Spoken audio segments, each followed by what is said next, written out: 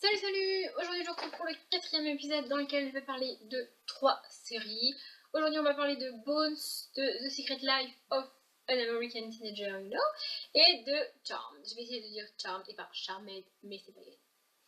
Donc la première série c'est Bones. Bones est une série policière. La saison, donc il y a 12 saisons, il a été annoncé que la 12e serait la dernière et qu'elle serait composée de 12 épisodes seulement.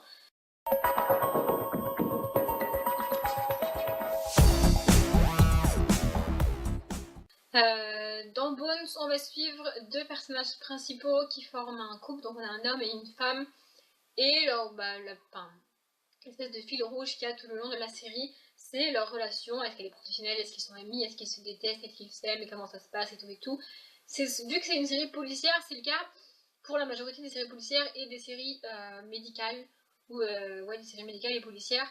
En fait, dans ces séries-là, l'intrigue principale de chaque épisode, c'est soit résoudre le meurtre, soit soigner les patients.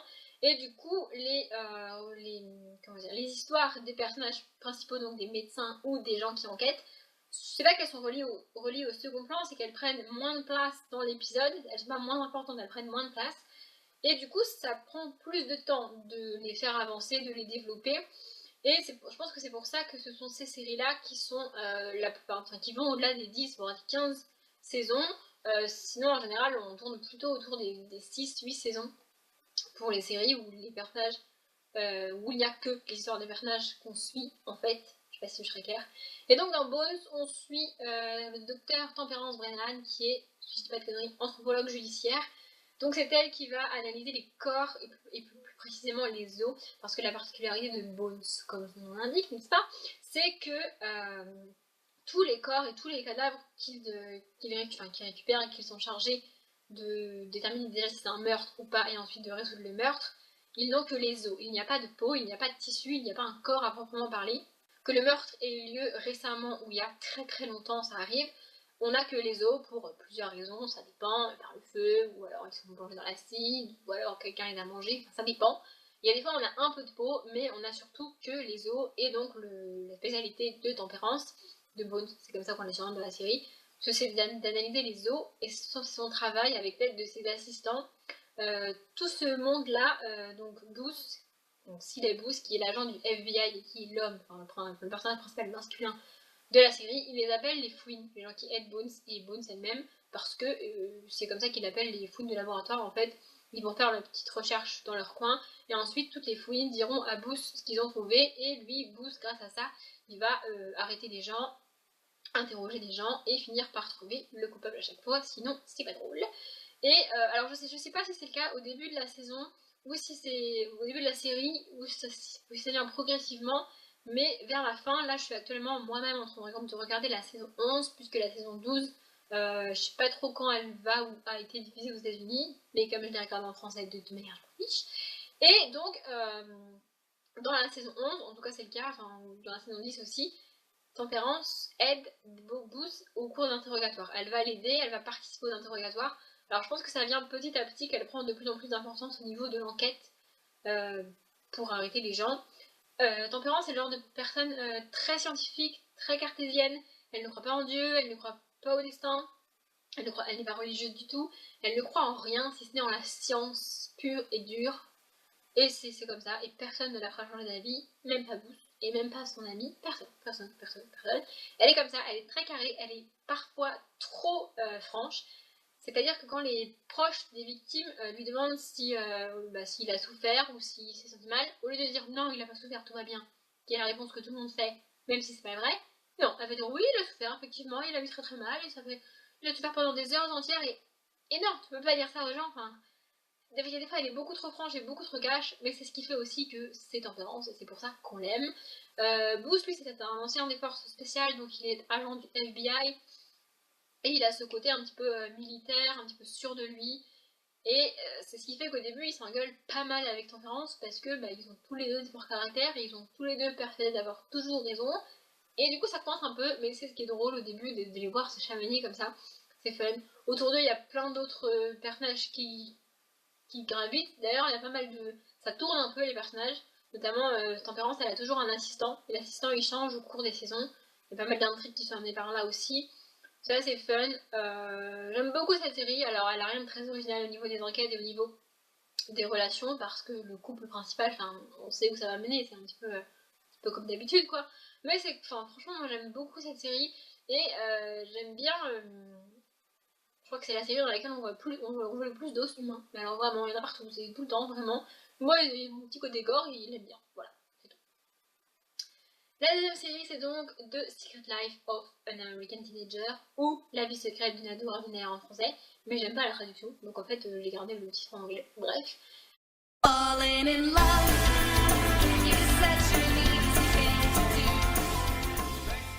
Donc là, c'est la série que j'ai abandonnée. Alors, je sais même pas si j'ai été au bout de la première saison. Peut-être que oui, parce qu'elle doit être courte, je sais plus. En fait, je sais même plus combien il y a d'épisodes par saison, il doit y en avoir une vingtaine. Il y a 5 saisons, ça c'est sûr. Mais donc voilà, je pense que j'ai à peine démarré la saison 2 si je l'ai démarrée. Et donc c'est l'histoire de Amy, qui est une jeune adolescente d'avoir quoi, 15-16 ans, quelque chose comme ça. Et au début de la série, elle découvre qu'elle est enceinte. Oh malheur, évidemment elle sait pas à qui dire, elle sait pas à qui en parler.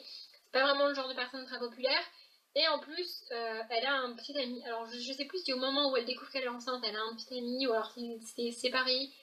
Je sais plus trop comment ça se passe, mais je sais que dans la suite de la série, elle se retrouve enceinte avec sa meilleure amie au courant, un petit ami qui n'est pas le père de l'enfant, et le père de l'enfant qui complète l'espèce de triangle amoureux absolument tordu. Ce qui m'a attiré dans cette série, c'est la manière dont un tel sujet est traité, parce que le lycée et l'étape du lycée, elle peut être très difficile à vivre, et en plus on ajoute être enceinte au lycée, à mon avis, c'est sûr que c'est foutu, ta vie est... Tu passes des années bourrées en gros. Alors je ne sais plus si elle garde l'enfant, je crois qu'elle va au bout de sa grossesse parce que l'affiche de la série c'est elle enceinte avec un ventre absolument énorme, donc elle va au bout de la grossesse. De là à dire qu'elle garde l'enfant, j'en suis pas sûre. Peut-être qu'elle garde l'enfant, je suis pas très sûre. J'ai arrêté la série parce que la manière dont le sujet était traité et la manière dont les personnages évoluaient, ça me déplaisait en fait. J'étais pas totalement d'accord et je trouvais que c'était traité de manière trop superficielle pour un tel sujet.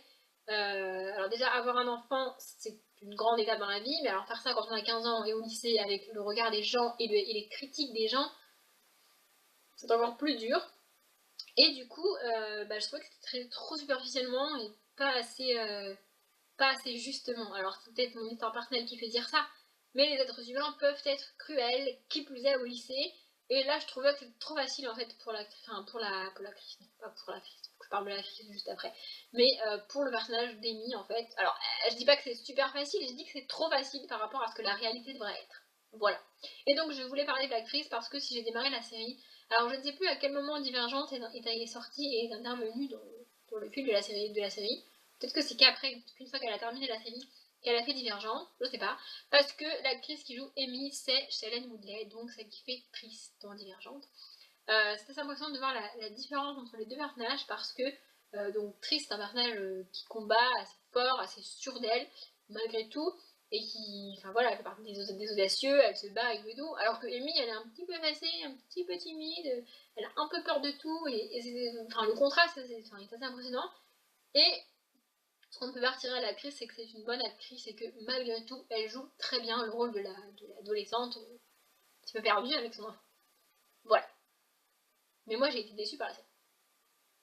On va finir avec Charmed, un monstre s'il en est parmi les séries, et c'est l'une des premières séries qui a été aussi populaire je pense.